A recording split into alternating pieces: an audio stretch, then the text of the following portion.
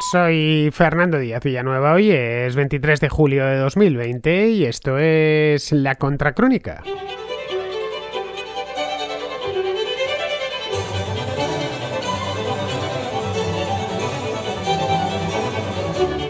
Los gobiernos de la Unión Europea acordaron el martes de madrugada a las 5:30 de la mañana. Fue cuando dieron el aviso, hicieron el anuncio de que habían llegado a un acuerdo.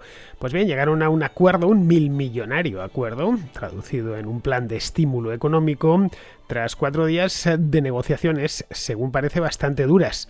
La cantidad a inyectar en la economía comunitaria, a través de sus Estados miembros, será la inyección, será de 750.000 millones de euros, de los cuales 390.000 millones serán a fondo perdido, es decir, un puro regalo para los gobiernos, y el resto, un total de 360.000 millones en forma de préstamos, que los gobiernos tendrán que devolver. Préstamos, como es lógico, de muy bajo interés. Al gobierno español le caerán 140.000 millones, más o menos la mitad, unos 72.700 exactamente, serán a fondo perdido para que el gobierno español, el de Pedro Sánchez, pues lo gaste en diferentes programas de estímulo para la economía. Y la otra mitad ya pues será a crédito. El dinero evidentemente no llegará gratis para que los gobiernos reciban los sucesivos tramos de los estímulos que se repartirán a lo largo de los próximos 6 años. De cualquier manera, el grueso, el 70% de esos 140.000 millones para Pedro Sánchez llegarán entre 2021 y 2022, es decir, la mayor parte se recibirá al principio. Bien, pues para recibirlos tendrán que cumplir algunas condiciones, es decir, tendrán que practicar algunas reformas económicas que garanticen la viabilidad de las finanzas públicas, y luego el dinero no se podrá gastar en lo que ellos quieran, así en principio, sino en lo que les apruebe previamente la Comisión. Esto en principio es una buena noticia para los contribuyentes porque van a ir condicionados los préstamos. En definitiva, esto no deja de ser un gran préstamo, aunque sea, bueno, en una parte es a fondo perdido y por lo tanto es un regalo. Pero no lo es tanto para los gobiernos más despilfarradores de la Unión Europea, entre los que se encuentra, por supuesto, el de Pedro Sánchez, que ayer curiosamente cantaba victoria tras el acuerdo. Y la verdad es que es una victoria, sí, pero una victoria pírrica, porque las condiciones que impone Bruselas desbaratan de raíz su acuerdo de gobierno con Podemos y pueden colocarle en serios problemas frente a sus socios nacionalistas.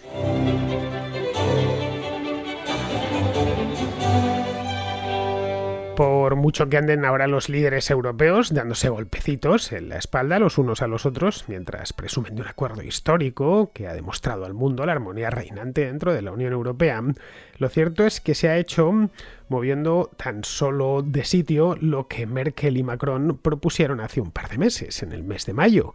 No se ha hecho mucho más. Si vamos a la propuesta de la que ya os hablé aquí, pues eso, en el mes de mayo, principios de junio, la cantidad es exactamente la misma, hasta coincidido eso, 750.000 millones de euros repartidos en 2 paquetes, uno a fondo perdido y otro en forma de préstamo que los gobiernos tendrán que devolver. Bien, todo esto ya se había hablado hace un par de meses. Fue a finales de mayo cuando Merkel y Macron, tras una cumbre, decidieron que había que hacer algo, entre otras cosas porque Trump en Estados Unidos había aprobado ya un gran estímulo federal y por lo tanto la Unión Europea tenía que hacer algo similar para empujar de nuevo la economía.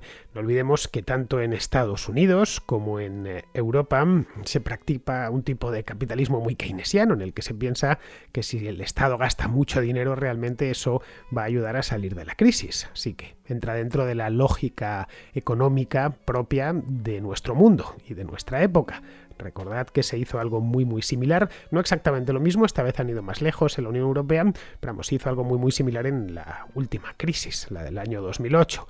Bien, en este caso había algunas novedades, evidentemente, el hecho mismo de que la crisis se ha presentado de una manera muy repentina por el tema de la pandemia, que la cantidad es significativa, y luego estaba la novedad de que ya no está el Reino Unido, que ha hecho que el acuerdo fuese algo mucho más sencillo, porque de estar Boris Johnson enredando en Bruselas el otro día, pues seguramente todavía seguirían reunidos y casi con toda seguridad no estaríamos hablando de 750.000 millones y casi, bueno, con toda seguridad no, la partida dedicada a fondo perdido sería infinitamente menor, no sería la mitad.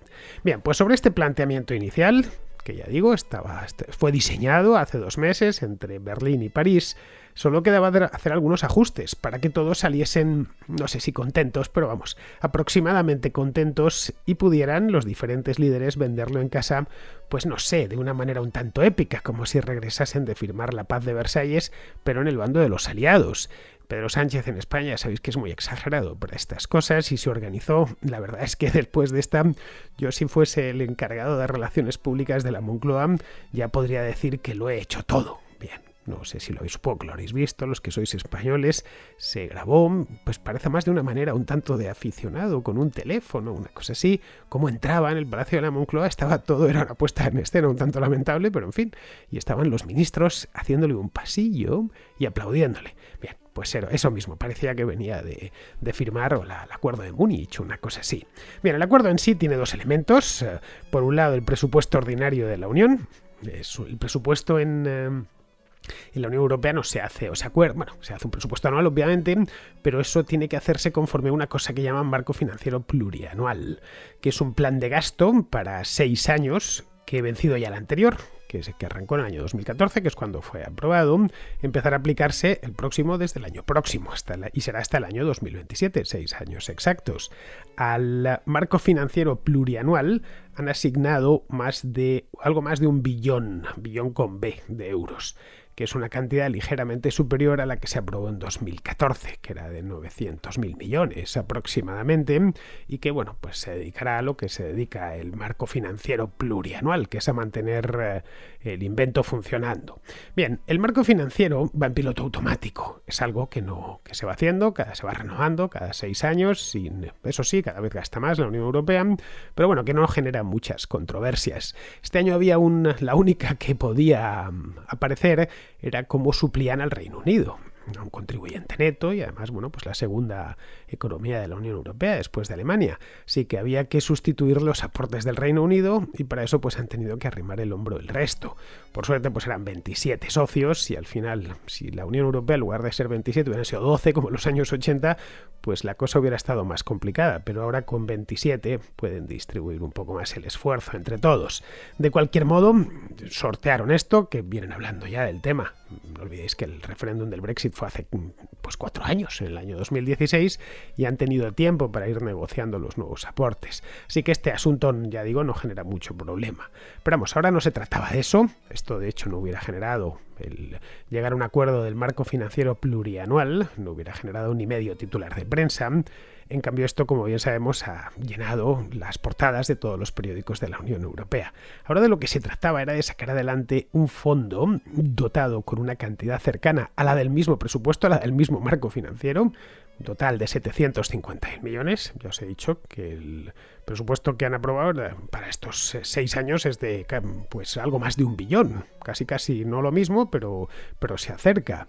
Bien, pues este fondo de 750 millones, provocado lógicamente por el tema de la COVID, este es un fondo que aportará a la Unión Europea, concretamente la Comisión Europea, previo endeudamiento para ayudar a los Estados miembros a recuperarse tras el impacto de la pandemia. Es algo de lo que se hablaba desde hacía tiempo y que al final, después de varios meses, ha terminado cristalizando en un acuerdo. La idea del fondo, como os decía antes, salió de la cabeza de Merkel y de la de Macron en el mes de mayo, por lo que ahora que el Reino Unido está fuera de la ecuación y la hubiese complicado bastante de haber estado dentro, todos daban por hecho que esto iba a salir sin demasiados problemas. Tan solo faltaba que los 25 jefes de gobierno restantes del resto de la Unión pasasen a firmar lo que ya estaba aproximadamente decidido, que iba a ser una cantidad de dinero mareante, es decir, que si no eran 750.000 millones, pues serían 650.000 u 800.000 millones, muchísimo dinero, y que ese dinero no iba a venir de los Estados miembros, es decir, de aportes de los Estados miembros, no hubiera tenido mucho sentido, es decir, dar una cantidad de dinero para después volverla a retirar. Iba a tener una naturaleza distinta. Iba a ser la Comisión Europea la que pidiese ese dinero prestado y luego lo distribuyese. Bien, esto tenía en origen un planteamiento que ocasionó bastante debate porque suponía que por primera vez en la historia la Comisión Europea se endeudaba de manera significativa, pero se asumía, o asumieron todos desde el principio, que casi era la única solución. porque de lo contrario hubieran tenido que endeudarse los estados por su cuenta. En algunos casos no hubieran tenido mucho problema, caso, pues no sé, de Holanda o de Alemania, pero en otros, especialmente España e Italia, lo hubieran tenido mucho más complicado. Es decir, se hubiera disparado la prima de riesgo, como sucedió pues allá por el año 2008-2009. Así que querían hacer una cosa parecida, pero con las enseñanzas aprendidas de hace 10 años y llevarlo a cabo de otra manera. En esto teníamos dos grupos de los que se habló mucho la semana pasada. Estaba por un lado el grupo de los gobiernos mal llamados frugales, que esto lo han tomado de la prensa internacional, y no sé, vivir conforme a las propias posibilidades no es ser frugal, es ser una persona sensata. Yo soy frugal, no, yo soy sensato, no gasto ni un céntimo más de lo que ingreso. Procuro, de hecho, todos los meses ahorrar un poquito, y eso no es ser una persona frugal, es ser una persona sensata, razonable. Lo contrario de frugal, vamos a ver, porque es que aquí la lógica del gasto público ha llegado ya a tal extremo que si no incurren en unos déficits bestiales, parece que no son un gobierno. Pero bueno, la prensa nos ha estado obsequiando con eso de los frugales y nos los han pintado como una especie de Mr. Scrooge, un día tras otro, especialmente en ciertos periódicos. Da un poco de lástima, porque resultó que buena parte de esos gobiernos, entre comillas, frugales, pues eran gobiernos socialdemócratas, como era el caso del de Suecia, por ejemplo. Que tiene de frugal el Estado sueco, que gasta por castigo. Bueno, pues para estos todo lo que no sea endeudarse sin límite es frugalidad. Bien, pues los gobiernos estos, ya digo, mal llamados frugales, querían que la parte del fondo entregada a fondo perdido, es decir, regalada, fuese lo menor posible. Era un poco la idea, y con ese planteamiento se sentaron a negociar. Querían que fuese una parte, sabían que era poco menos que inevitable, pero que fuese la parte menor. ¿Por qué? Pues por una razón fácil de entender. Lo que fácil llega, fácil se va. Si el dinero te lo regalan, bueno, es como la lotería, vamos. Pocos son los que les toca la lotería en Navidad, y a la vuelta de 10 años ese dinero no lo han malgastado, precisamente porque ha llegado muy fácil. O estas estrellas del deporte, o boxeadores y demás, que ganan mucho dinero en su juventud y a la vuelta de 10 años lo han malgastado todo, pues porque les llegó facilísimo. En este caso, pues con un poco de sentido común pensaban que sería así, por no hablar del hecho mismo de que el dinero se va a pedir prestado utilizando a los contribuyentes de los países más ricos como colateral no declarado, pero es así. Si te vas a financiar en los mercados, el tipo que te compre el bono, que te deje ese dinero, lo que va a querer es que se lo devuelvas. Y no va a pensar en, bien, entiendo que la economía griega va a ir estupendamente y esto lo van a devolver. No, vas a comprar ese bono porque sabes que detrás está la comisión, y a su vez detrás los contribuyentes alemanes o los contribuyentes holandeses. Y no hay mucho más. De ahí que querían que la cosa no se saliese de madre. Bien, ese era el grupo de los frugales. Luego, el grupo de los despilfarradores, curiosamente nadie utilizaba este término, cuando vivir por encima de las posibilidades propias es despilfarro. En cambio, casi ningún periódico se utilizaba lo del grupo de los despilfarradores, capitaneado por Giuseppe Conte y, bueno, con Pedro Sánchez de Escudero. Digo que estaba capitaneado por Conte porque, por lo visto, en las interioridades de la reunión, de las negociaciones, al parecer el que llevó la voz cantante del grupo de los despilfarradores fue Conte, no fue Pedro Sánchez. Al parecer estuvo callado cual meretriz durante la negociación. No tengo ni idea por qué, pero el hecho es que lo ha defendido diciendo que estaba en una postura de escucha activa. Bueno, básicamente estaba dejando que el italiano hiciese el trabajo. Bien, pues los despilfarradores, con Conte a la cabeza, querían lo contrario, es decir, recibir mucho dinero sin obligación de devolverlo, y que la letra pequeña del préstamo fuese breve y no muy onerosa, es decir, que no tuviesen que luego andar, pues qué sé yo, recortando muchos gastos de los cuantiosísimos gastos que tiene el Estado italiano, el Estado español, para tener que devolver ese dinero a la comisión.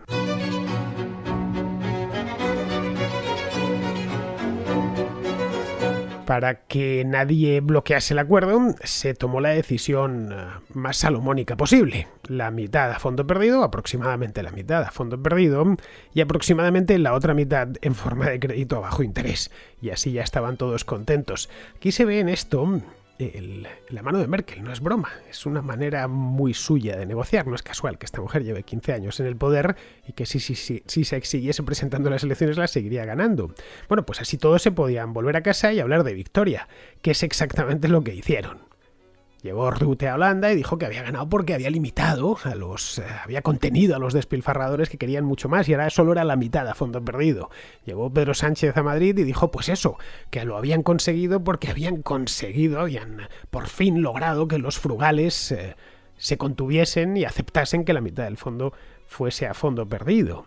Bien, Angela Merkel, como bien sabemos, es una veterana, lleva muchos años en esto y conoce bien a los que se dedican a su oficio. Así que ninguno podía salir magullado. Todos tenían que verlo como una victoria, como que se habían salido con la suya. Quedaba en el aire de cualquier modo alguna que otra incógnita. Quedaba la incógnita principal, que en buena medida todavía queda, de cuáles serían las condiciones y quién las supervisaría. Bien, la segunda parte, quien la supervisará, ya la sabemos, será la Comisión Europea, la encargada de supervisar la entrega del dinero. Bueno, que las condiciones se cumplen, que es un poco la idea que tienen, con la que se va a dar, la condición con la que se van a entregar estas cantidades. No hay mucho más. Ten en cuenta que el que pide el dinero es la Comisión, no son el dinero no lo va a imprimir el Banco Central Europeo para entregárselo a Ursula von der Leyen así por las buenas. No, esto se va a financiar en los mercados. Bien, pues ahí tampoco hubo sorpresa.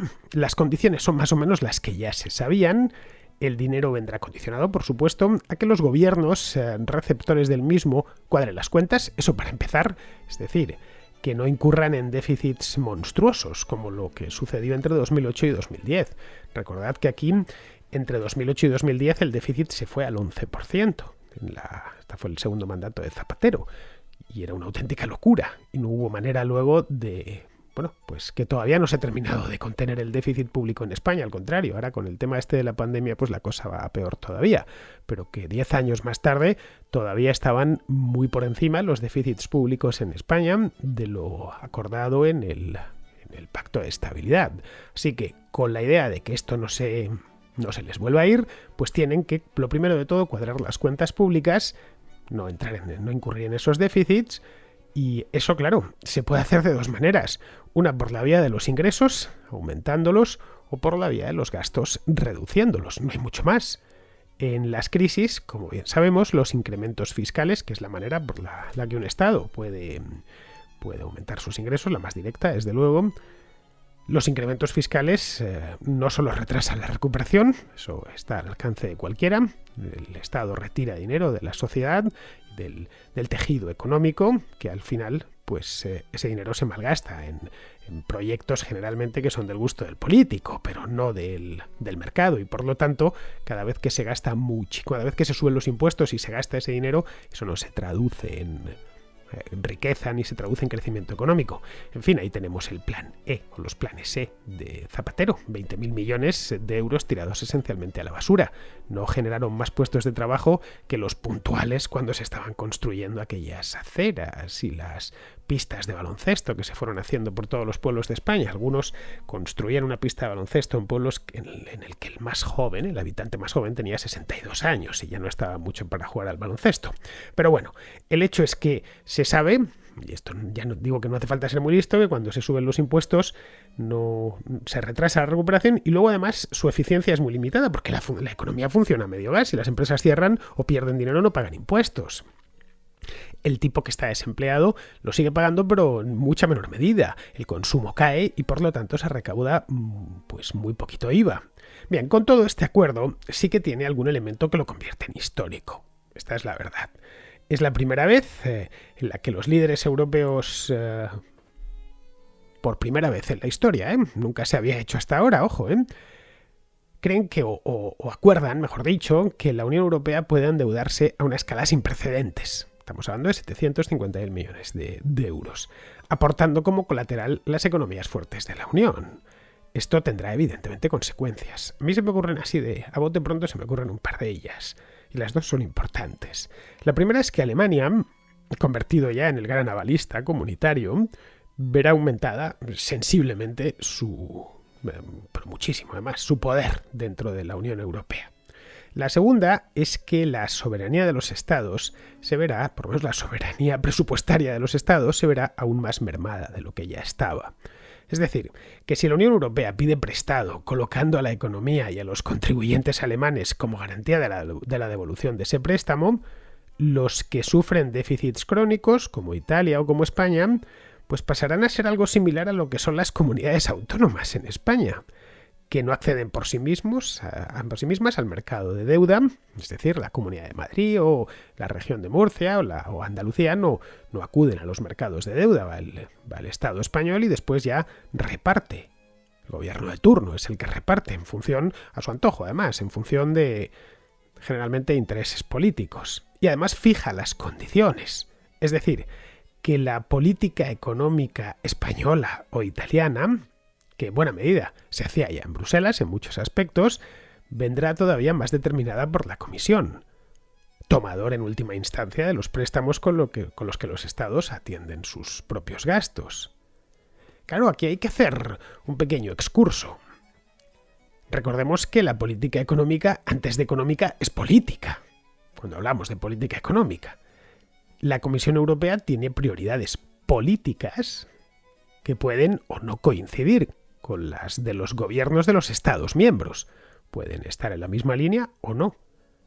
Esas prioridades, no sé, como la agenda medioambiental o la sostenibilidad fiscal, son prioridades abiertamente bruselenses, todos las conocemos, pues son a fin de cuentas las que informan las condiciones para recibir el dinero que los gobiernos tendrán que cumplir. A los gobiernos se les pedirá un plan de gasto y será la Comisión la que dé el visto bueno. Estas condiciones, bueno, ¿cuáles serán? Pues no las sabemos a ciencia cierta, pero son fáciles de imaginar. La Comisión, sabemos cuáles son sus recomendaciones, las que hace de manera regular. Muchas no son del gusto de gobiernos como el español, por ejemplo, flexibilizar los mercados laborales o promover la inversión privada. Otras sí, promover las energías renovables, perfecto, sin problemas. Otra, por ejemplo, otra de las recomendaciones típicas de la Comisión a los países miembros es eliminar los obstáculos en los reglamentos que hay dentro de la economía. Esto puede ocasionarle problemas serios, la de las regulaciones, puede ocasionarle problemas serios a Pedro Sánchez, sin ir muy lejos, con sus socios nacionalistas, como os decía al principio. Es decir, que estas son recomendaciones que hace continuamente, es la política económica de la Comisión, por decirlo en una palabra. Si quieres el dinero, tienes que abonarte a mi política económica. Es decir, que es previsible que tumbe aquellos planes que contemplen, por ejemplo, gasto ordinario, tipo pensiones o salarios públicos. Por una razón fácil de entender, y la más de razonable. Esto es un paquete de estímulo, generoso, cierto es, muy generoso, pero puntual. Es por ello que no hay cabida para programas de clientelización, que han de renovarse todos los años, ni para financiar gastos estructurales como el de las pensiones. Si aterrizamos esto en España, que es un poco lo que todo el mundo, al menos aquí, ha estado hablando en los últimos 2 días, pues los acuerdos entre Podemos y PSOE, que son muy recientes, son de hace solo unos meses, quedan más o menos fulminados.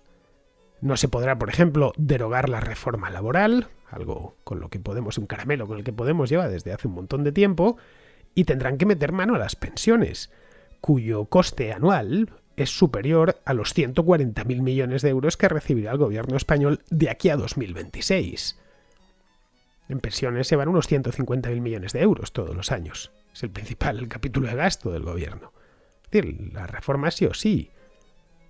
Es decir, que no habrá un maná milagroso de dinero en efectivo, tal y como esperaban muchos en Moncloa.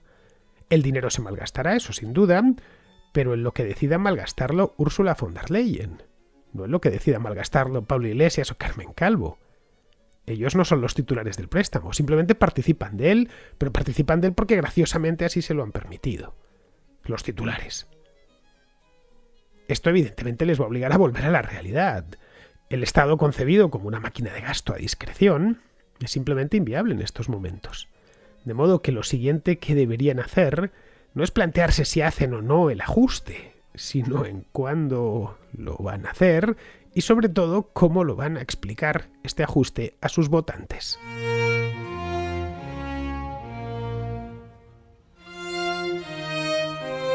Vamos con la contrarréplica, empezamos con Luis, que nos trae de nuevo, ya pasó por ayer aquí este tema, el escándalo este del rey emérito. Yo lo primero, ante este tema, pues me gustaría posicionarme. En la disyuntiva monarquía-república me considero más cercano a la monarquía. Eso no significa que no vea la república como una buena forma de jefatura del Estado en España. De hecho, creo que tendría cosas más positivas que aporta la monarquía, pero aunque en términos generales veo más puntos a favor de un sistema basado en la monarquía que en la república. Dicho lo cual, quería comentar un par de temas. El primero de ellos es comentar un poco todos los mensajes que han lanzado varios parlamentarios españoles de partidos de corte de izquierda. Pongo encima de la mesa dos muy mediáticos, Irene Montero e Íñigo Errejón, en el cual invitan y son como generadores de un debate de la sociedad, de si debe haber monarquía, república, etcétera. Y yo creo que aquí un problema que hay de trasfondo es que su misión no es generar debates. Su misión, como miembros del Congreso de Diputados, es legislar.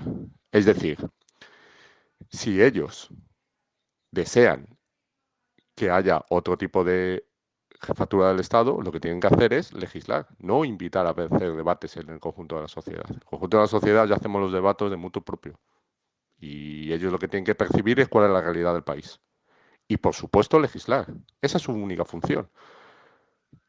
Es más, y aquí lo enlazo con el segundo tema que quería tratar, y es un poco sacar en colación, en mi opinión, y espero que ningún oyente se sienta mal por este comentario, en mi opinión, la falacia que supone el decir que el problema que tiene la monarquía es que no lo hemos elegido los españoles en unas urnas, más allá de que hace 40 años con el referéndum de la Constitución, pues implícitamente o explícitamente se votó. Yo creo que esto, y digo que es una falacia, y lo intento explicar, porque precisamente el sistema de representación parlamentaria que tenemos hace que cada día el conjunto de los españoles, a través de nuestros representantes parlamentarios y a través de las acciones que ellos hacen en el Congreso de los Diputados, estemos haciendo un voto implícito de cuál es la tipología de jefatura del Estado que queremos. Es decir, estamos decidiendo que no haya una reforma de la Constitución, que no haya un referéndum para decidir si hay monarquía o república. Yo entiendo perfectamente que haya un sentimiento republicano, que es más, incluso por supuesto que haya manifestaciones, que haya mil cosas, pero creo que esas manifestaciones, por supuesto, son un error dirigirlas en contra de partidos tradicionalmente monárquicos, pongo encima de la mesa PP y Vox, y a donde deberían dirigirse es manifestaciones precisamente a la sede de los partidos políticos que ya sea de una manera directa o indirecta se manifiestan como republicanos. Pongo el ejemplo de Podemos y del PSOE. En este sentido, lo que quiero poner encima de la mesa es un poco estas ideas. Es decir, sí que los españoles estamos eligiendo qué tipo de jefatura de Estado hacemos, que lo estamos haciendo a través de nuestros representantes políticos, a través de nuestros representantes parlamentarios, y que precisamente escuchar a estos representantes parlamentarios decir que tienen poco menos que las manos atadas es simplemente no entender lo que es un sistema parlamentario. Ellos están legislando, ellos tienen la clave y la llave para poder modificar la jefatura del Estado. Y de hecho, ellos mismos están contestando con su actuación diaria a la famosa pregunta de este debate. ¿Cuál es el Estado, cuál es el tipo de jefatura del Estado que queremos a día de hoy? Pues el conjunto de los españoles estamos diciendo monarquía. ¿Por qué? Porque no la estamos reformando ni la Constitución ni estamos haciendo un referéndum. Bueno, muchas gracias por tu tiempo. Muchas gracias también al resto de oyentes por cualquier comentario que quieran añadir a esta idea. Y bueno, un abrazo a todos. Gracias. Pero, a ver, Luis, es que con esta historia no se está debatiendo la forma de Estado. Ese es un debate, muy interesado, por cierto, que desde Podemos están tratando de azuzar. El debate, además, para ellos ya está terminado. Hay que sacar al rey a palos y proclamar una república a su gusto, el tipo de república que ellos quieren, ya sabemos cuál es. En eso consiste su debate, entre comillas. Luego hay otra cosa. En España sí se votó la forma de Estado en 1978 con la Constitución. Nuestra Constitución se sometió a referéndum. Eso es algo que se suele olvidar. No todas las constituciones se han sometido a referéndum. Muchas han sido dictats, se han impuesto. En nuestro caso no fue así. En la Constitución se especifica claramente al principio de la misma que la forma de Estado es la monarquía parlamentaria. Desde entonces, y han pasado 42 años, se han celebrado 14 elecciones generales, en las que el republicanismo nunca ha sido un asunto de debate. Y no porque esté prohibido, ¿eh? Vamos, si lo hubiese sido, pues tendríamos desde 1979 uno o varios partidos republicanos, porque este sistema da cabida a todos, incluidos también los republicanos, cosa que no podía decir la Segunda República, que prohibió el ser monárquico, no podía haber partidos monárquicos en las Cortes. Pero vamos, es un tema que nunca, además del republicanismo, nunca ha despertado demasiado interés en España. Esa es la verdad, y te lo digo porque he vivido los últimos 40 años de historia política en España y lo he podido ver con mis propios ojos. Hasta cuando yo era joven y era republicano, me miraban como si fuera un bicho raro. Y me decían con razón, lo que pasa es que yo era un crío entonces y no lo sabía ver, pero ¿qué más te da que sea una república o una monarquía? Lo importante es que haya una democracia, que puedas expresar tu opinión, que el sistema funcione, etcétera. Claro, esto tardé un poco en empezar a verlo, porque aquí, como he dicho muchas veces, da igual que sea una monarquía o una república. Si me das a elegir entre, no sé, la República Francesa y la monarquía saudita, me quedo con la República Francesa. Pero si me das a elegir entre la monarquía holandesa y la República de Cuba, me quedo con la monarquía holandesa. Es un asunto, un debate que no debería ni producirse, porque no es un debate de fondo. Otra cosa es que tuviéramos aquí una monarquía como la marroquí. Entonces la cuestión no sería la monarquía, que también, sino que el sistema político no sería democrático. A ver, nuestro sistema no es muy diferente al de Alemania o Italia, que son repúblicas. De hecho, es prácticamente igual. De manera que, como nunca ha habido un cambio sustantivo en este asunto, más allá de la misma figura del rey, pues nunca preocupó demasiado a nadie. Pues no sé, algo así como si en el 78 se hubiese sometido a referéndum una república, que en la Constitución hubiera figurado lo de república arriba. Y en una república como nuestra monarquía igual. Pues la verdad es que no tendría mucho sentido pedir ahora que la monarquía fuese reinstaurada, si la república hubiese funcionado bien. El sistema del 78, con todos sus defectos, que han sido unos cuantos, ha funcionado bien. Así que, no sé, de lo que se trata ahora es de saber lo que ha pasado en este asunto y lo del rey emérito, vamos, y si hay delito. Y si hay delito, por supuesto que se juzgue a quien cometió ese delito. Recuerda que las instituciones no delinquen, ¿eh? Lo hacen las personas. No sé si delinquiesen las instituciones, la Guardia Civil debió disolverse después de lo de Luis Roldán hace 25 años. Pero no fue así, afortunadamente. Luis Roldán fue juzgado y condenado y la Guardia Civil siguió existiendo, pues porque es una institución muy útil y en líneas generales muy beneficiosa para el país. Así que cuando pasó aquello, te acuerdas de aquel escándalo, nadie puso en duda la Guardia Civil. Bueno, sí, algunos la pusieron en duda, que yo lo recuerdo. Los mismos que están poniendo en duda la monarquía ahora mismo. La institución en sí per se no delinque. Y lo he dicho muchas veces, la monarquía en los últimos 40 años en España ha podido tener sus fallos, evidentemente, pero no ha sido algo completamente negativo. Al contrario, creo que el balance ha sido bueno. Es decir, que nuestra monarquía no es ni especialmente cara, al contrario, es de hecho de las más baratas de Europa. No, el rey no es un tipo, ya le gustaría, no sé, tener los privilegios que tiene, por ejemplo, la reina de Inglaterra o los reyes de Escandinavia, que son además los jefes de la Iglesia Nacional, etcétera. A veces se nos olvida que los países escandinavos tienen religión de Estado. En fin, que yo no veo debate por ningún lado, es que simplemente no tiene sentido debatir sobre la institución per se, cuando además ni siquiera la ocupa ya.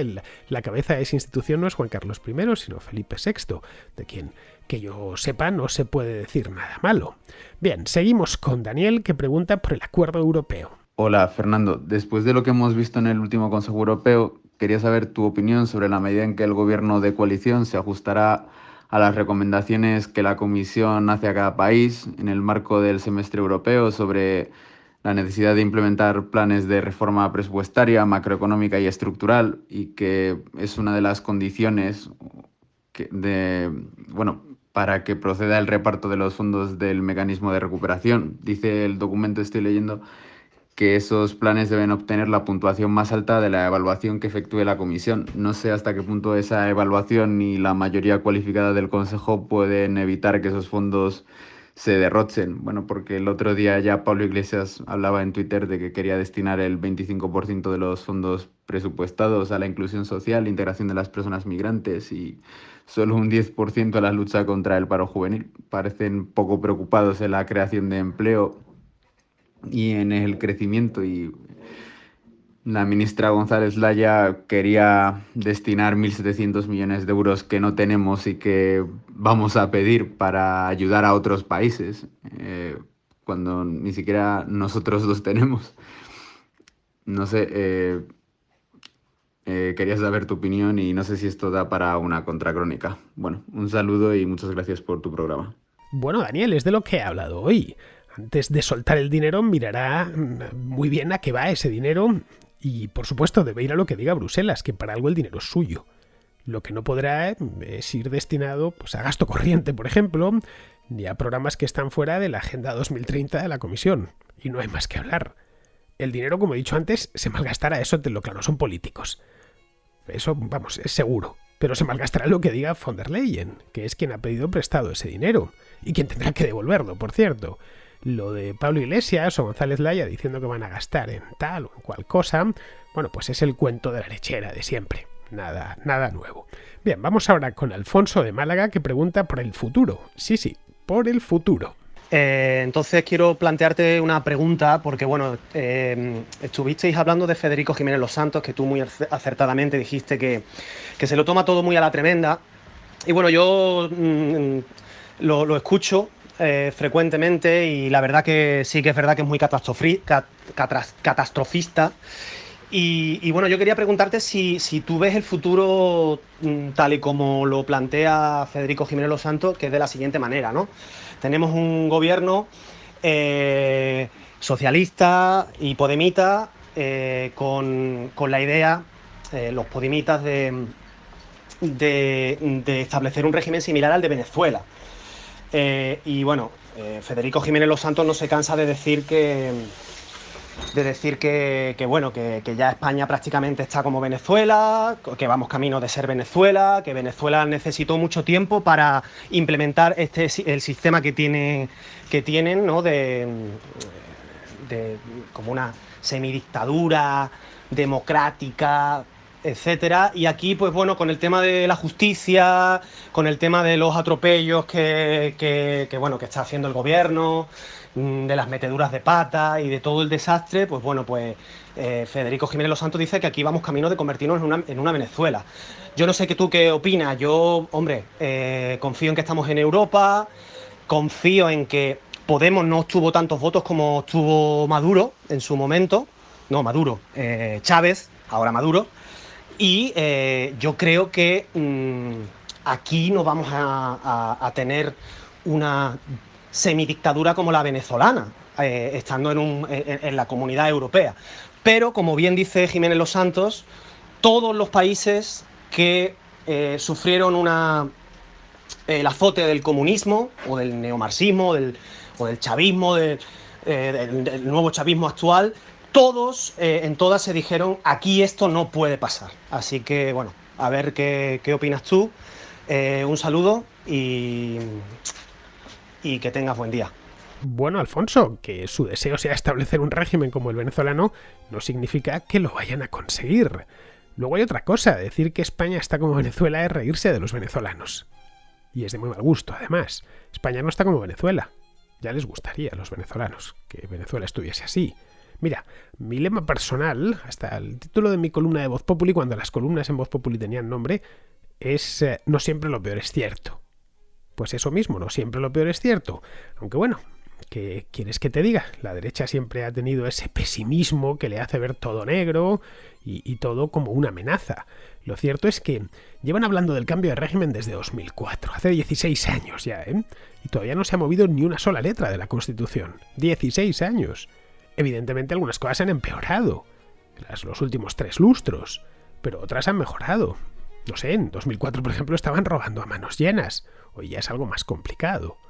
Mira, en general yo soy optimista, y lo he dicho aquí muchas veces. Optimista en mi vida y optimista para el ser humano y para la civilización. Pero no soy un optimista como aquel que dice un optimista es un pesimista mal informado. No es porque esté mal informado, al contrario, sino porque miro las cosas con perspectiva. Los pesimistas, de hecho, me producen lástima, porque son básicamente unos amargados y además se encargan de amargar a todos los que les rodean. Eso es bastante común. A mí me da un poco de pena por ellos, porque ya es duro pensar que el mundo se va a acabar mañana, que todo lo que viene es malo, que este es el fin. En fin, no sé, ¿qué quieres que te digas? ¿Qué cenizos? ¿Qué angustia? ¿Qué tal? Hay muchos motivos para ser optimista, muchísimos. El mundo es un lugar mejor hoy que hace 30 años. Y España también es un lugar hoy mejor que hace 30 años.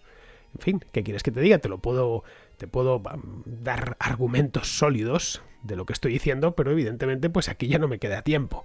Bien, vamos a pasar ahora ya con el final del programa, que como siempre lo ocupa Pizarro, que hoy nos habla del precio del petróleo. La pandemia y el subsiguiente desmayo económico han expuesto dramas latentes con crudeza y apremio. Entre ellos la dependencia de millones de personas a la buena marcha del precio del crudo al que están amorrados sus gobernantes, sin alternativa ni remedio. Ahora pintan bastos para estos productores de petróleo y sus ineptos gobernantes, cuyas recetas serán soluciones a corto y patadas de la bola hacia adelante. Por lo que la inestabilidad social y lo regional acechan como carroñeros. El futuro es un perfecto desconocido, pero los patrones de comportamiento son viejos compañeros de viaje. Un cordial saludo de Pizarro. Y hasta aquí, queridos amigos, hemos llegado a la edición de hoy, al final de la edición de hoy. Mañana no tenemos Contracrónica porque tenemos Contrahistoria. Así que ya sabéis, en el canal vecino. Hasta mañana, amigos.